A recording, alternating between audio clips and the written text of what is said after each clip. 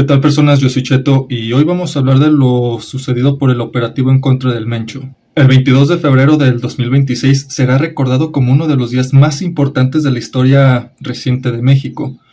Ese día, el Mencho, que fue el líder del cártel Jalisco Nueva Generación, uno de los cárteles más poderosos en México, fue abatido por fuerzas del Estado durante un operativo en Tapalpa, Jalisco. A la par del operativo, Jalisco se sumergió en una ola de violencia. Los integrantes de este grupo delictivo respondieron con narcobloqueos, quema de vehículos, llevando el miedo y parálisis a Jalisco y estados vecinos. Míralos, mira, en la pura calle. Mira. Ese de abajo, mira. Y todos esos vatos traen, mira. El del taxi. Todos esos vatos traen, mira. Mira, el taxi, súbete, cabrón, órale. Mira, tirarme a la contra de ella. Y ahora ¿Por qué no se movía de ahí? mira. No hay incendio, mira, allá arriba. ¿Ya viste? Ey, ¿A dónde voy a ir? no, son varios cabrones. ¡Mame!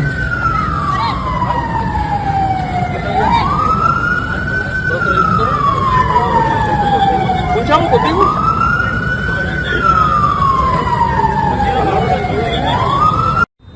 Narcobloqueo, aquí en el crucero del Salto, carretera Chapala. Está un taxi, creo que es de Michoacán, de los Monarcas. Aquí está todo cerrado, carriles cerrados. Se regresó. Sí, para mí que va a ser un...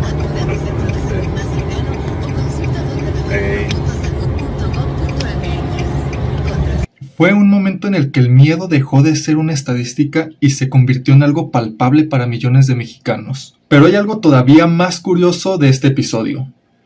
Un gobierno que durante años se caracterizó por la defensa de los derechos humanos, incluso de los criminales, al grado de minimizar la violencia en el país, terminó por adoptar una estrategia de enfrentamiento táctico muy similar a la que caracterizó la administración de Felipe Calderón. Una estrategia basada en acciones armadas directas, despliegues militares y confrontación directa. Cuando escuchamos la palabra narcobloqueo, muchos imaginan caos repentino.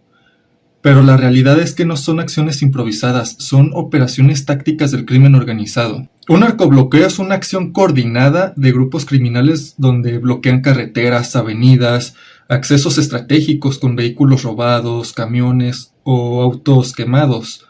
El objetivo de todo esto básicamente es paralizar la movilidad, sembrar el miedo y distraer a las autoridades. Y eso de lo que estamos hablando no es de vandalismo al azar, sino de una estrategia de control territorial que normalmente ocurre en tres escenarios. El primero es cuando capturan a un líder criminal importante.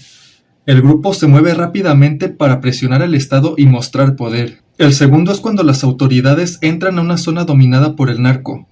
El bloqueo sirve para retrasar refuerzos y aislar a los operativos. Y el tercero, cuando un cártel quiere mandar un mensaje a rivales o al gobierno.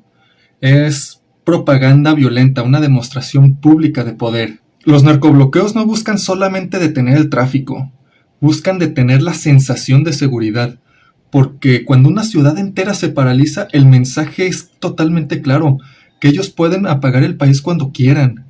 Y esa es la verdadera arma, el miedo colectivo. Y una parte delicada de todo esto es la respuesta por parte del Estado, porque más allá del operativo, más allá de los narcobloqueos, y más allá del impacto mediático, desde mi punto de vista lo que realmente importa es lo que esto nos revela sobre la estrategia de seguridad implementada en México. Durante años el discurso oficial sostuvo que la violencia no se combatía con la fuerza, sino con atención a las causas, apoyos sociales, con estrategias distintas a la llamada guerra contra el narco, con besos y abrazos, con decirles a las abuelitas de los criminales, cosa que me gustaría decir que es sarcástica y exagerada, pero no, realmente lo sostuvieron una vez. Pero bueno, todo esto como un muy evidente contraste a la estrategia de seguridad implementada por Felipe Calderón, que se caracterizaba por operativos militares y una confrontación, muy entre comillas, una confrontación directa con grupos criminales. Pero lo que sucedió el 22 de febrero de este año hace que nos preguntemos, si la estrategia es totalmente diferente, ¿por qué el desenlace es tan similar a esa estrategia que tanto criticaban? Porque cuando las autoridades realizan un operativo de alto impacto y terminan abatiendo a un líder criminal, en la práctica están utilizando herramientas similares a las que antes calificaban como fallidas o contraproducentes. Desde mi punto de vista, está muy bien que hayan abatido con un líder criminal. A pesar del desenlace, yo estoy de acuerdo y apoyo esta decisión. Pero aquí no estamos hablando de si está bien o mal, solo estamos señalando esta contradicción. El gobierno encabezado por Sheinbaum ha insistido en que su estrategia es distinta, menos reactiva y bla bla bla.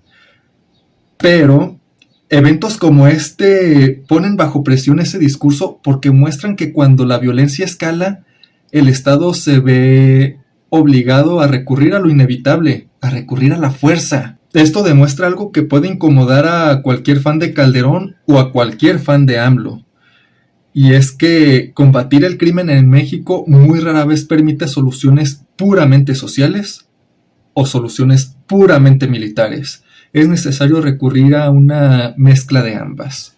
Porque seamos honestos, gobernar el país implica enfrentar algo que desde la oposición es muy fácil criticar y desde el poder es muy difícil de ignorar, independientemente de quién esté en el poder y quién en la oposición.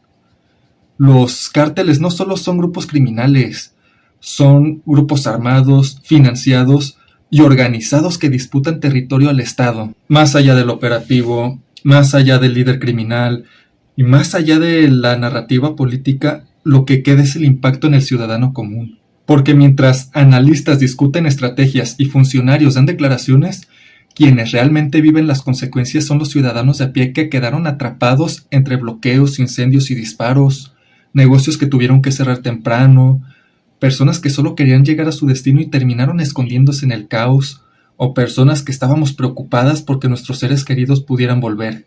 Cuando hay un narcobloqueo, el mensaje que recibe la sociedad es que el crimen organizado todavía tiene la capacidad de paralizar regiones enteras.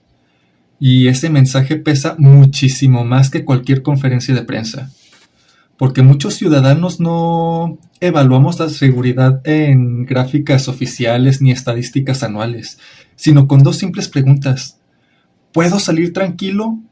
Y ¿puede salir algún familiar mío sin que tengamos miedo de que no vuelva? Cuando la respuesta a esas preguntas se vuelve dudosa, nace la desconfianza. Desconfianza en las instituciones, en la estrategia y en la promesa de seguridad. Y el resultado es una sociedad que empieza a normalizar lo extraordinario.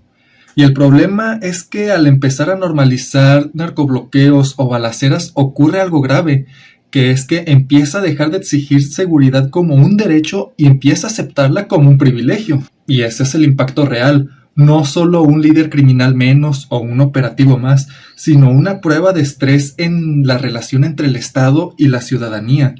Porque lo que me parece que los ciudadanos queremos no es una muestra pública de poder, sino la certeza de que nosotros y nuestros seres queridos podemos salir con la tranquilidad de que vamos a poder volver sanos y salvos. Después de todo esto, hay una verdad que no muchos quieren reconocer, y es que la violencia del narco no existe por sí sola, sino que la sostienen tres fuerzas que la mantienen viva. La primera es el crimen organizado que la ejecuta. Figuras como el Mencho no construyeron su imperio desde el vacío. Lo hicieron ejerciendo violencia sistemática, control territorial y aterrorizando a los ciudadanos. Esa es la raíz del problema. La segunda es el Estado cuando falla. Cuando la justicia no alcanza, cuando la estrategia es inconsistente, cuando las investigaciones no prosperan, el mensaje que queda claro es que muchas veces la ley y la justicia no llegan, y cuando llegan lo hacen demasiado tarde. Pero la tercera responsabilidad de la que muchos no les gusta hablar es de la social. Porque mientras el país se horroriza por la violencia, contradictoriamente consume productos que la romantizan. Personas que critican a los cárteles, pero consumen sus productos. Que condenan los asesinatos, pero ven series como Narcos.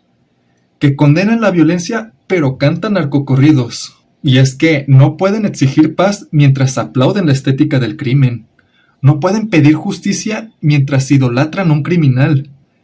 Y no pueden criticar la violencia mientras la consumen como entretenimiento aspiracional. Porque cuando la cultura convierte al narco en un símbolo de dinero, poder y respeto, deja de ser solo un problema de seguridad y se convierte también en un problema de valores sociales. Y entonces, nuevamente, la responsabilidad se divide en tres: en el crimen que la ejecuta, el Estado que la permite y la sociedad que, consciente o no, la normaliza o peor, la glorifica. ¿Qué opinan de todo esto? Me gustaría leerlos en la caja de comentarios, y si les gustó el video no olviden dar like, compartir, suscribirse y activar la campana para no perderse de más videos como este.